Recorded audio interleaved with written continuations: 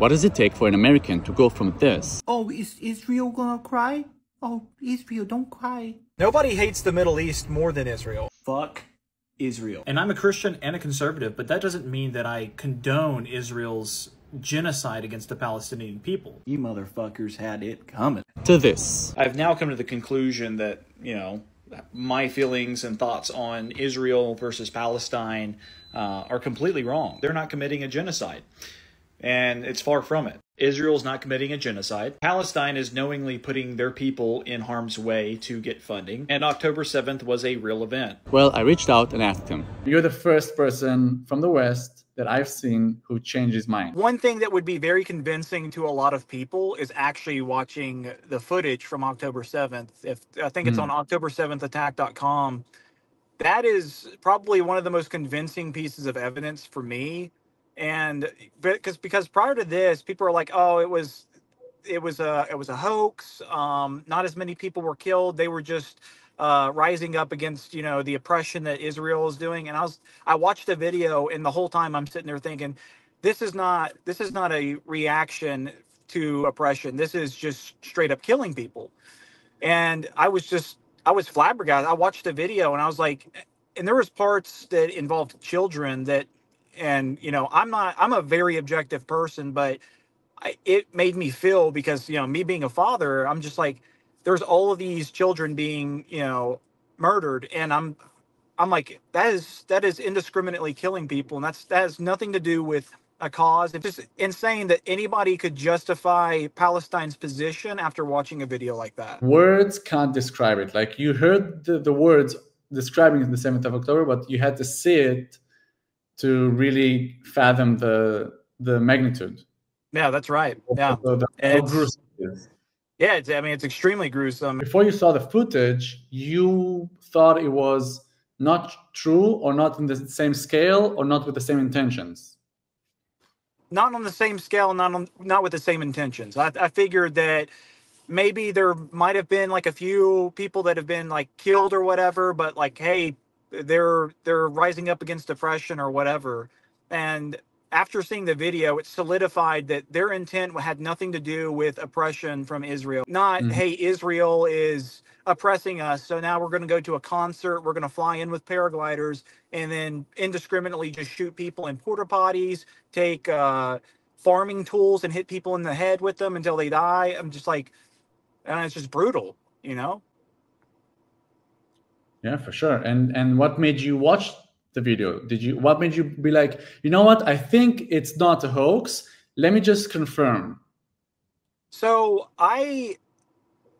for a while, I think I had looked online, and the videos that I would see were like blurred out, or they just weren't being shown at all.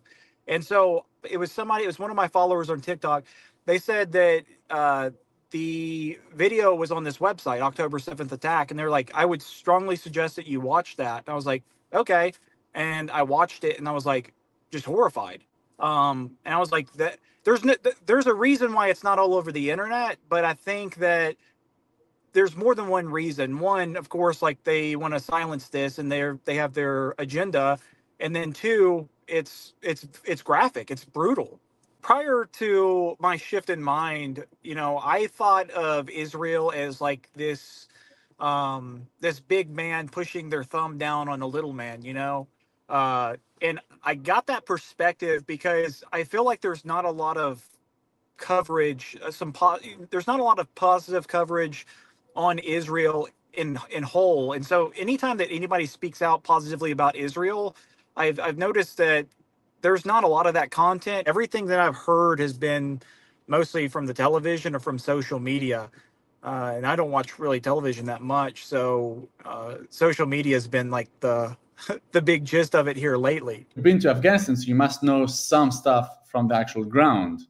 Yeah, and so that's true. I do have a good idea of what goes on, like, I guess, as far as Afghanistan goes, and the tribal warfare, and the way that they operate and the Taliban operates over there. But as far as for like Palestine and Israel, like, I have no I have no idea, you know, because I've never been there. But prior to this, you know, I thought of Israel as like, you know, this oppressive force, and that Palestine was like, you know, these people that are just trying to live their lives, you know, just doing their everyday activities. They're doing their own thing, and then Israel's just forcing themselves, you know, and trying to get them, I guess, to occupy more land.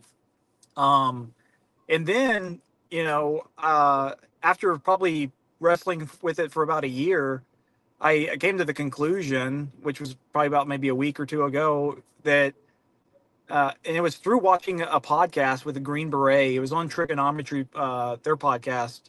There is no measurement that we can utilize with respect to how militaries engage in combat operations with a legitimate and honest attempt to mitigate civilian casualties and not come to the conclusion that at the very least the Israeli ground forces have tried to have gone above and beyond whatever those standards might be. The Green Beret specifically, he said, they know what they're doing in terms of the warfare that they're conducting. It's guerrilla warfare, and they know that if they have some sort of innocent people die, that they can use that to justify their cause. And it just kind of sat in my mind for a second. I was like, man, this seems very familiar with Afghanistan. And I was like, it's like connecting like two dots. And I was like, man, that makes sense to me. And then I watched, I don't know what his name is, but he was speaking in Oxford against some, I guess some Palestinians, and he had made some very good points. And I was like, this guy, he's an Arab Israeli, and he's making a point against Arabs that live in Palestine. And I was like, this guy is, if there's anybody that's objective, it's going to be this guy. Yusuf Haddad. That's him. Yeah, that is him. He's a really good speaker. And I feel like if there's anybody that could convince people more on this planet of what's going on in Palestine, it's him. The majority of you have never been in the land of Israel, have never lived in the land of Israel, and then you have the audacity to come to speak to an Arab who was born in Haifa, the largest mixed city in Israel, raised in Nazareth, one of the largest Arab city in Israel, and then you get the audacity to tell me if I live under apartheid regime. Shame on you. I really appreciate talking to you. I have like the hugest amount of respect to you. Like, I know it's funny because it's like sort of you're changing to my side, but it's inspiring in general. No, I appreciate that. And I mean, I want to see, as much as I would like to say, thank you, and like say, yeah, I did it all. Like, it took a lot of work to get here. And I wish that more people would put a lot more effort into at least being open to the idea. In a sense that, like, hey, if you see information, like the amount of people I've told to go watch the October 7th attack video, like it's staggering the amount of people I've told, and they're like, oh, I'm not watching that propaganda. I'm like, it's video footage. Like, what are you talking about? This is not propaganda. This is what happened. It blows my mind. As soon as I changed my stance to pro-Israel, this is funny, I've had more messages telling me that Israel's paying me than, I mean, it is insane to think I'm some guy in the middle of Alabama in the United States, and I don't even have 3,000 followers. Why do y'all think that Israel is paying me? I'm like, I wish y'all say it so much. I wish they were, you know. But the point of the matter is they're not. I'm using my own ideas, my own critical thinking to come up with my conclusions, and the best offense to that is, oh, I must be being paid by Israel. I'm like, that's insane. Speaking of which, on behalf of Israel, we'd like to offer you a big sum of money to continue your work. I'm joking. Yeah, that would be good, especially around the holidays. That's why. Is that why you're getting the gift for your wife? Yes, yeah. I am. Israel paid me $10 million, and now I'm going on a bankroll right now, sitting in my 2015 Volkswagen Passat. Like, that the support that I've gotten from Jews, not only from America, mostly it's been from Israel, has been overwhelming. And I'm like, who could not love these people? In conclusion, it took a year for an intel veteran, so somebody who works in intelligence, who has to have critical thinking, he has to know how to sort through information, who is a conservative, who's a Christian, who has been to Afghanistan, which means he has experience with urban warfare. Plus, he had to watch the footage of the massacre of the 7th of October. It took him a year to have a shift in perspective.